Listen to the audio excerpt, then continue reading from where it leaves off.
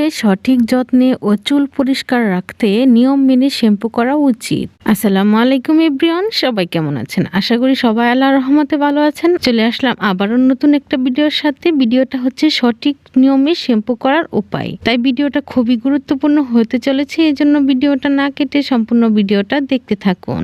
আর যারা এখনো আমার চ্যানেলটি সাবস্ক্রাইব করেনি তারা প্লিজ চ্যানেলটিকে সাবস্ক্রাইব করে আমার পাশেই থাকুন এই ধরনের চুলের এবং ত্বকের যত্নের জন্য বিভিন্ন ধরনের ভিডিও পাওয়ার জন্য।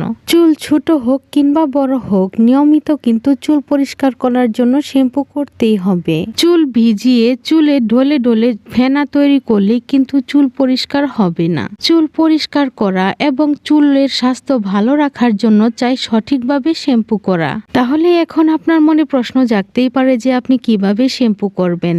তাই এখন বলে দিব আপনি কিভাবে শ্যাম্পু ব্যবহার করবেন আপনার চুলে। প্রথমেই কিন্তু আপনাকে আপনার চুলের ধরন অনুযায়ী শ্যাম্পু এবং কন্ডিশনার বাছাই করে নিতে হবে। আপনার চুল শুষ্ক, তেলতেলে কিংবা মিশ্র ধরনের কিনা তা বুঝে শ্যাম্পু এবং কন্ডিশনার বাছাই করুন।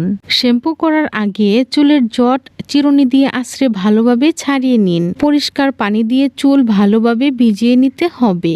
একটি বাটিতে শ্যাম্পুর সঙ্গে পানি মিশিয়ে নিন অল্প পরিমাণে, যাতে করে শ্যাম্পুটা পাতলা হতে পারে। শ্যাম্পুর পানিটা যাতে করে চুলের গোড়া পর্যন্ত ভালোভাবে পৌঁছাতে পারে। এরপর শ্যাম্পু মাথায় লাগিয়ে 15 মিনিট মাথার ত্বক আঙ্গুল দিয়ে ভালোভাবে ম্যাসাজ করুন। মাথার ত্বকে রক্ত সঞ্চালন হবে, এতে করে আপনার চুল পরিষ্কার তো হবে, পাশাপাশি আপনার চুলটা দ্রুত লম্বা হতেও শুরু করবে। এভাবে চুলের ময়লাও উঠে আসবে, পাশাপাশি চুলের গোড়াও মজবুত এবং শক্ত হবে। এবার দ্বিতীয় দফায় কিন্তু শ্যাম্পু করতে হবে।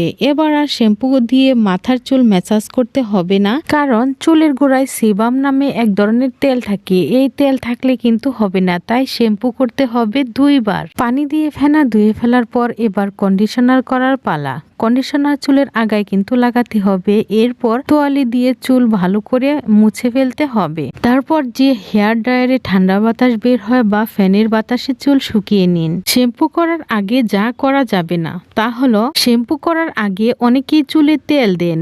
এতে কোনো সমস্যা না থাকলেও ময়লা চুলে কিন্তু তেল দেওয়া যাবে না। চুল ভালো মতো না ভিজিয়ে সরাসরি শ্যাম্পু চুলে দেওয়া যাবে না। চুল জুড়ে জুড়ে ঘষে ময়লা পরিষ্কার করা কিন্তু ঠিক পদ্ধতি নয়। কন্ডিশনার চুলের গোড়ায় নয়, বরং চুলের আগায় ব্যবহার করতে হবে, কারণ কন্ডিশনার চুল নরম করে। যদি এটি চুলের গোড়ায় লাগান তাহলে কিন্তু চুলের গোড়া নরম হয়ে চুল পড়তে শুরু করবে। চুল ধোয়ার পরে তোয়ালে দিয়ে জুড়ে জুড়ে ঘষে চুলের পানি ছাড়ানো কিন্তু একদমই ঠিক নয়। চুলের পানি শুকানোর জন্য গামছা বা তোয়ালে দিয়ে চুল ঝাড়া ঠিক নয়। ভেজা চুল একেবারে আঁচড়ানো উচিত নয়।